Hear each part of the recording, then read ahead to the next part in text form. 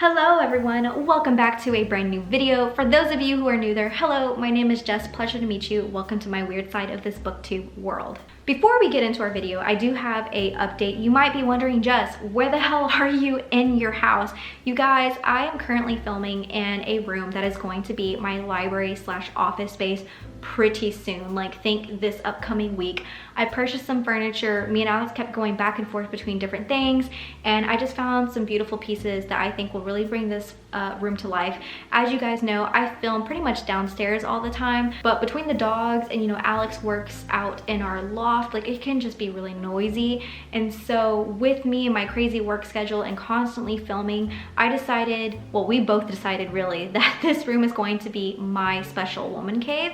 And it's gonna be in the next video, but basically I'm going to kind of showcase you the beginnings of transforming this room into kind of my special place, really. We're gonna have this be everything for me. So yeah, I'm just getting comfortable honestly filming in here. There's nothing in here other than a table that I put in here and then like a random dining chair, so bear with me. But yeah, just getting comfortable with the space. I will be doing a 20 questions book tag for you guys today that I found through the Reading Ladies website. Now, if you don't know who they are, basically I found them not too long ago through Google. I found their Instagram first and I really loved it, and they have their website, and basically I subscribe to them. I get a lot of their content, and when I was just kind of like unearthing all of their stuff, their book reviews, their tags, I came across this tag and I was like, wait, I kind of want to do this for you guys. This seems so fun.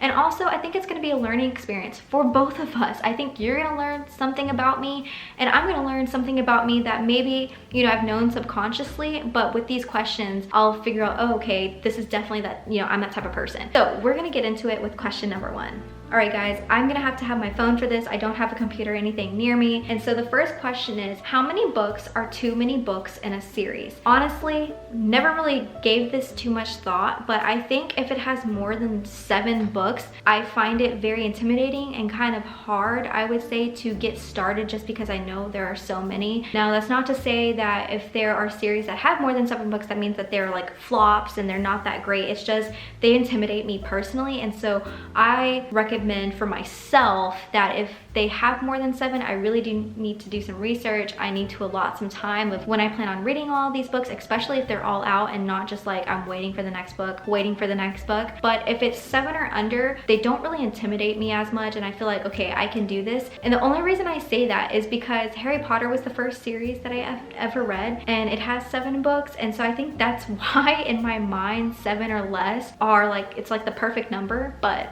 yeah, that's just me. Question number 2, how do you feel about cliffhangers? Honestly, I'm not a fan, but if I know that it's a series, like maybe the next book is out, or I know that the author is working on the next book, I'm not as mad. However, if it is a book that I really enjoyed, has a cliffhanger, but there's no mention that there's gonna be another book, or maybe sometimes I feel like mystery novels sometimes, or like thrillers, can leave like on a cliffhanger where it kind of leaves an open question and you just have to think about it. I don't know about those can kind of agitate me, but overall I would say if it's a series and I know it's continuing, it's not a problem. It's just, you know, like watching a TV series, right? You're just like, oh, I want the next season, and you're kind of bummed about it. I would say bummed is the best word, but if I know that like there's no continuation and it just like ended there, yeah, I'm gonna feel some type of way. Question number 3, hardback or paperback? Hands down, paperback. I know that some people love hardbacks, and don't get me wrong, I buy my hardbacks every now and then, but I mostly like hardbacks for decor purposes. Paperbacks, I love them because I'm the type of person, I have to say this, when I read, I feel like I'm so vicious at it. Like, I like breaking the spines.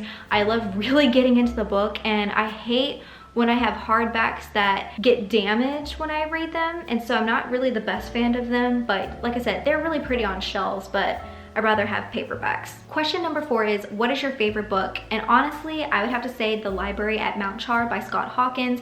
This book, it's fiction, it's a horror novel, so to speak, just a lot of suspense going on, and a lot of things that just like leave you saying WTF half the time. But I do have a synopsis in case you're new, because I have talked about this before, or if you just never honestly heard this book. This is what it is. It says, a missing god, a library with the secrets to the universe, a woman too busy to notice her heart slipping away. Carolyn's not so different from the other people around her. She likes guacamole and cigarettes and steak. She knows how to use a phone. Clothes are tricky, but everyone says nice things about her outfit with the Christmas sweater over the gold bicycle shorts. After all, she was a normal American herself once. That was a long time ago, of course, because her parents died before she and the others were taken in by the man they called father. In the years since, Carolyn hasn't had a chance to get out much. Instead, she and her adopted siblings have been raised according to father's ancient customs. They've studied the books in his library and learned some of the secrets to his power, and sometimes they've wondered if their cruel tutor might even be God. Now, father's missing, perhaps even dead, and the library that holds his secrets stands unguarded, and with it, control over all of creation. As Carolyn gathers the tools she needs for the battle to come, fierce competitors for the prize align against her, all of them with powers that far exceed her own. But Carolyn has accounted for this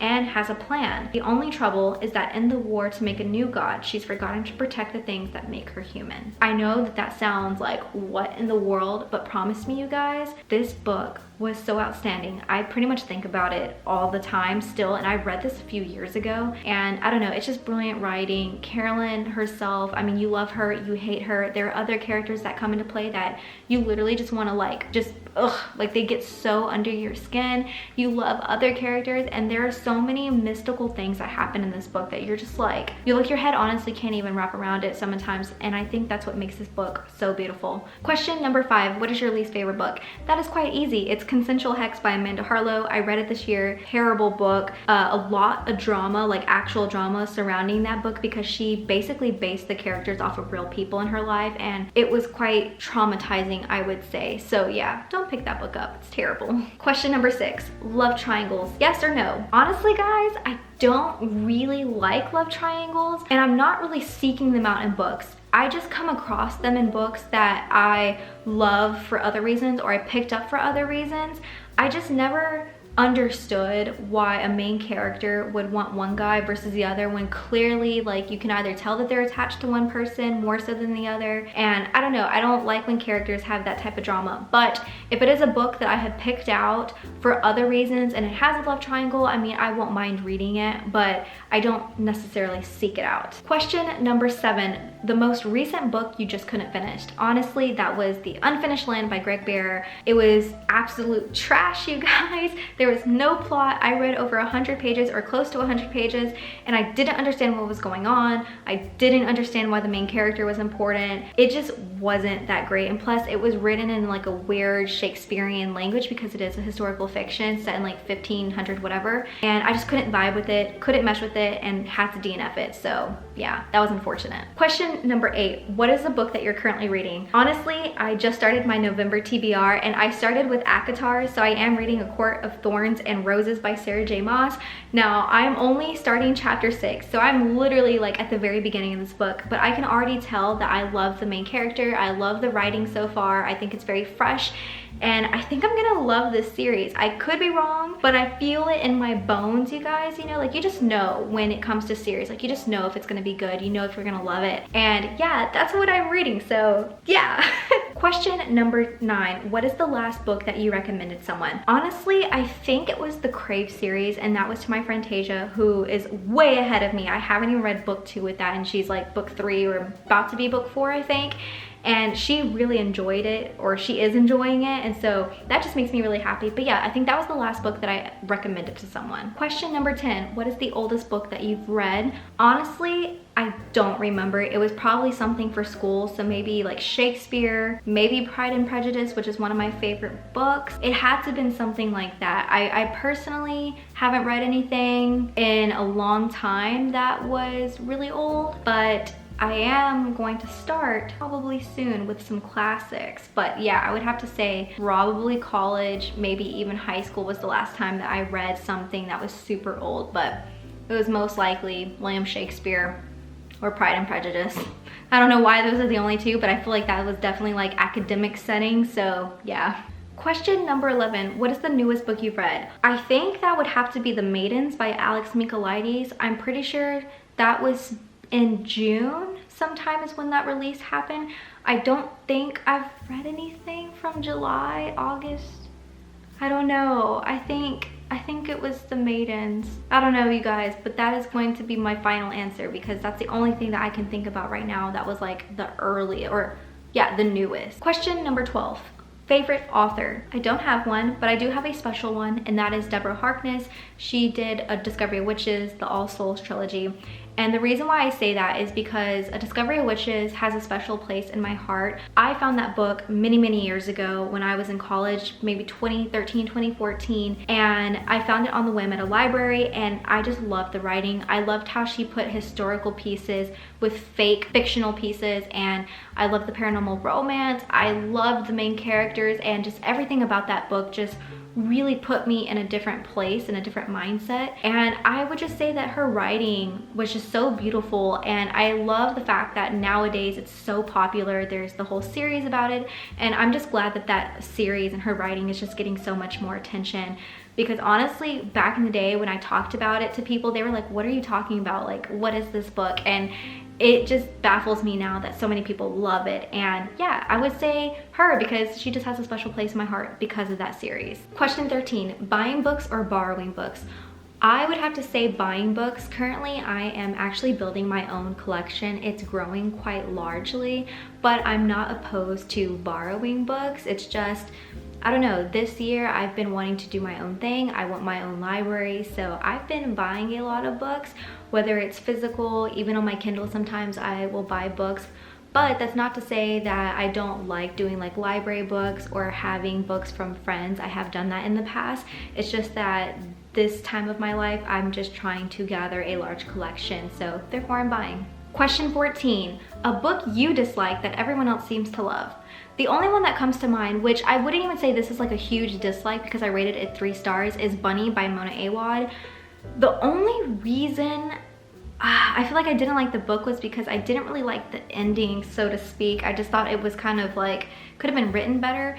But I do know that a lot of people loved it. I mean, they loved that book, and I just don't understand why. Like, it definitely wasn't a 4 or 5 star, and I feel like I'm like one of the only people that thinks that, just because I just couldn't, like, I got into the book in the beginning, and then it turned to be something that I wasn't expecting, and I think that's why I rated it so low, is because I wasn't expecting it, and it just wasn't the type of book that I thought I was going to be reading, if that makes sense. So yeah, Bunny.